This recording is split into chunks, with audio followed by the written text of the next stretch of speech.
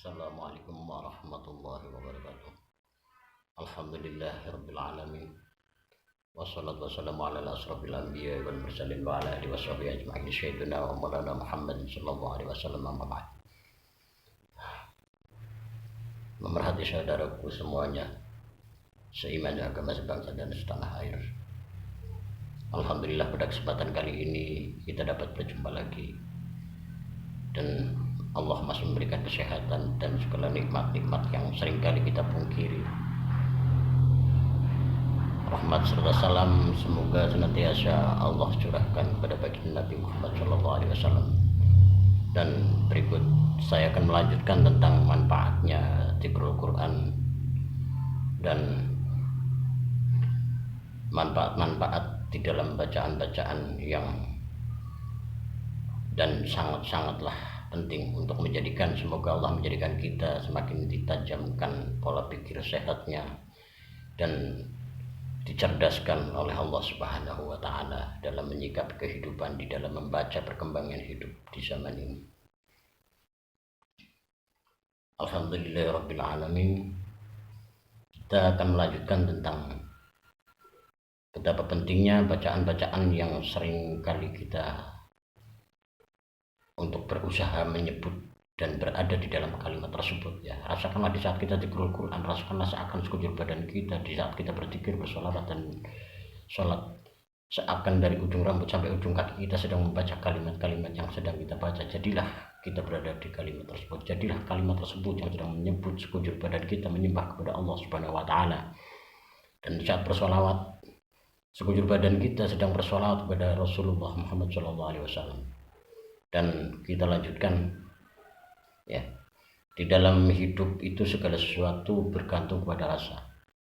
Seperti orang ketika sakit kadang tidak mau memakan, dikasih daging ataupun apa, itu karena rasanya, karena sedang tidak ada rasa, tidak ada selera dalam makan. Begitupun semoga kita menjadi orang yang di saat sholat bisa merasakan rasanya sholat, di saat mengaji, berzikir bisa merasakan rasanya zikir, karena yang penting rasanya, ya. Dan kemudian kita lanjutkan tentang pembacaan dalam Al-Quran. Di saat di Al-Quran itu ada bunyi binnari jahannam khalidun. Apabila kita di kalimat tersebut, apalagi yang paham, kita pasti akan menangis, karena api itu penjelasan tentang neraka. Ya Allah, mintalah kepada Allah, ya Allah jauhkanlah saya dari api neraka. Ya Allah, saya tidak akan kuat. Ya Allah, saya tidak akan kuat karena saya hanya diciptakan dari tanah. Ya Allah,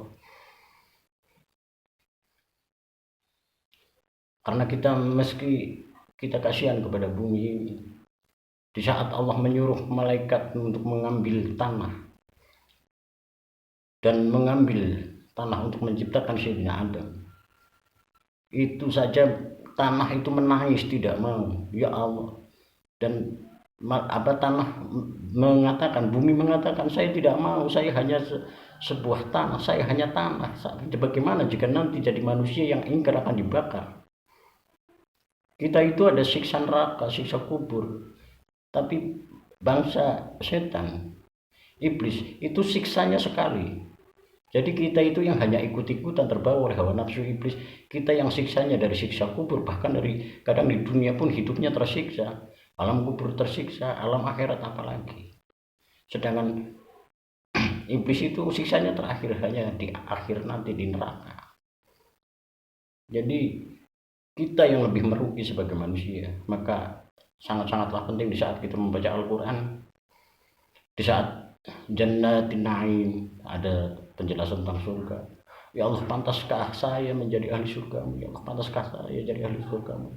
Saat di situ ada bunyi zakirun. Ya Allah, jadikanlah aku jadi seorang ahli zikir. Ya Allah, jadikanlah aku yang selalu berzikir kepadamu. Ya Allah.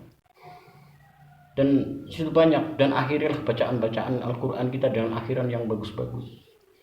Tatkala kita mau mengakhiri, mau sadaqallahul adzim, usahakan akhirilah dengan akhiran yang bagus-bagus, karena itu menjadi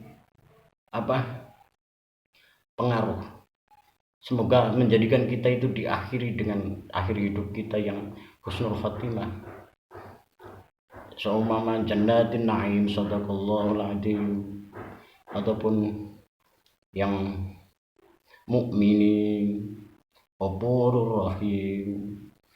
Dan semoga saudara-saudara lebih tahu makna-makna yang bagus di situ, dan mintalah kepada Allah di dalam kalimat yang baik ya, semoga bisa bermanfaat buat kita semua. Di saat kita membaca, di situ ada kalimat amang kajibal ayat, ya Allah jauhkanlah saya dari mendustakan ayat-ayatmu, ya Allah jauhkanlah saya dari mendustakan ayat-ayatmu ya Allah. Dan sering-seringlah meminta maaf di saat membaca Al-Quran ya Allah, walaupun kita tidak tahu, Allah Maha tahu. Ya Allah mohon maaf, ya Allah maafkan saya ya Allah apabila ada salah-salah kalimat, ada salah-salah panjang pendek, ada salah makhraj ya Allah. Kenapa saya baca Al-Quran? Karena ini adalah pengendikamu ya Allah, karena ini penyampaianmu ya Allah yang hak. Kita harus berhati-hati, apa yang tertera di Al-Quran itu tidak ada yang bohong. Segala sesuatu yang terjadi di muka bumi ini dan kabar-kabar yang dari Al-Quran itu sudah banyak yang ada kenyataannya di dunia ini. Jadi jangan main-main dengan Al-Quran. Dan betapa pentingnya di saat kita zikrul Quran, ya bangunlah tengah malam. Kalau bangun kita sekedar bangun meminta rezeki, setiap malam kita bangun, itu berarti kita hanya meminta kepada Allah tentang urusan dunia.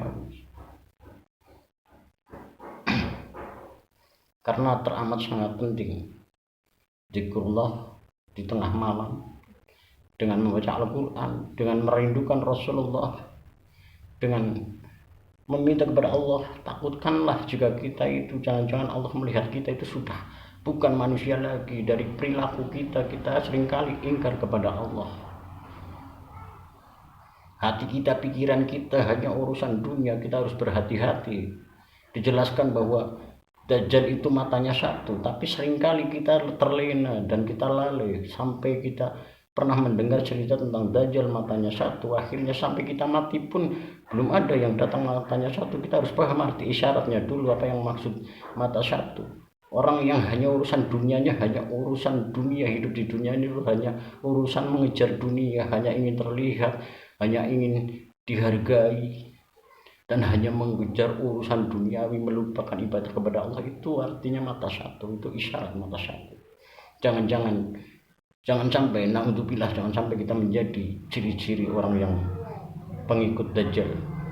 Karena ciri-ciri pengikut Dajjal itu yang hanya melihat satu mata, memandang rendah orang lain, dan hanya memandang yang penting menghasilkan. Dan arti harta karun, perilaku korun itu sudah banyak di zaman sekarang, yang hanya mengejar ilmu untuk menjadikan dihargai, untuk menjadikan memanfaatkan untuk penghasilan, untuk menggali, karena di situ kita tahu ada penghasilan, ada sesuatu yang menghasilkan. Kita ke situ, kita tidak berpikir mana halal mana haram.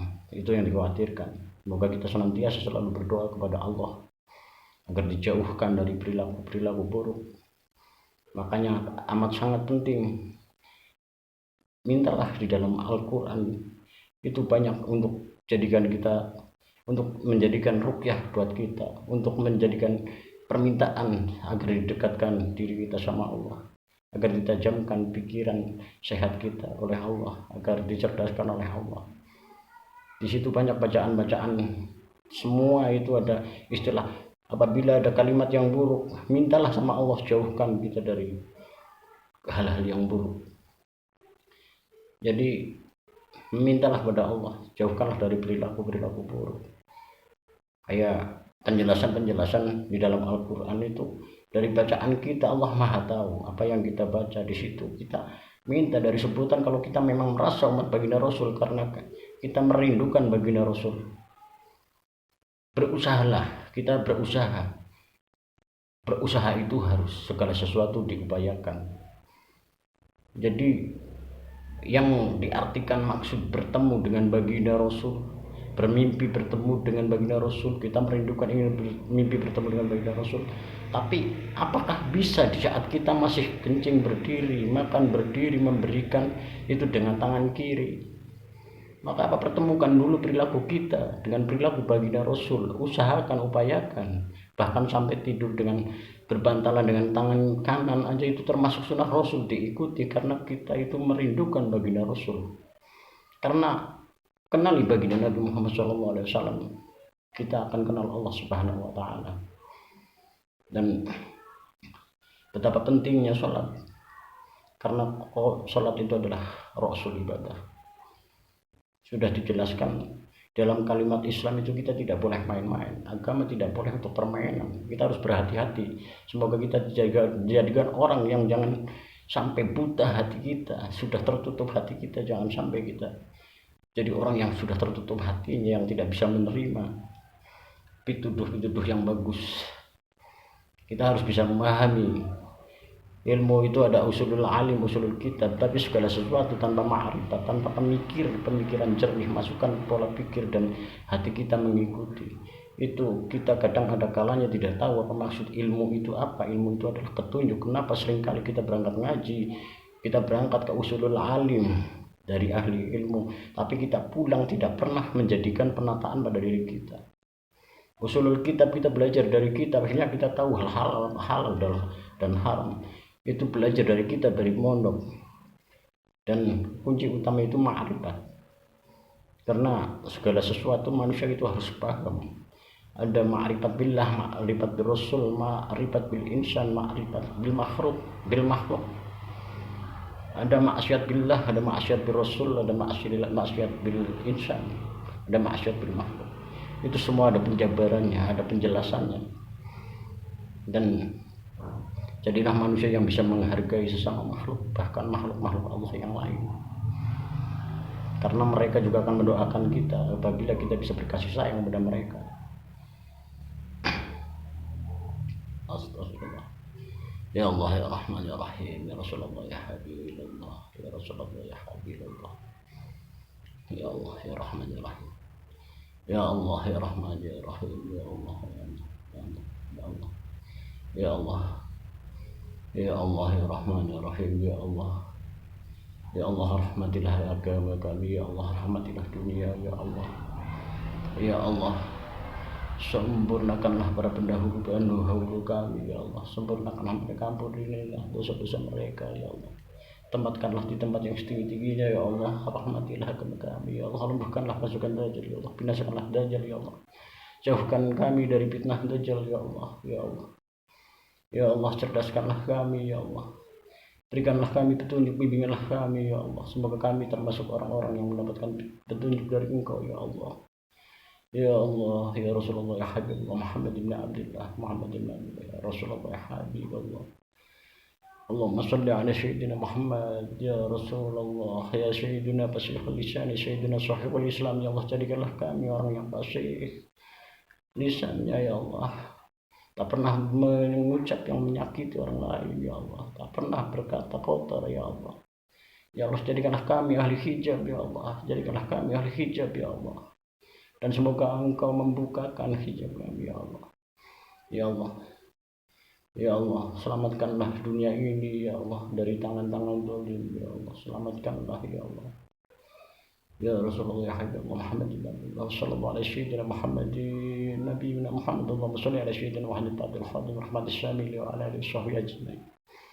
Wa ashabi wa ahbabi adil ma'lumatillah bidawamillah salatan takunu laka ridha wa al-haqqi wa syarban narfiqi ashalu min al-tariqi ashalu min al-ilmi anba'ahu min al-makani ashalu min al-aish arhudu min ar-rishiyata wa ashalu.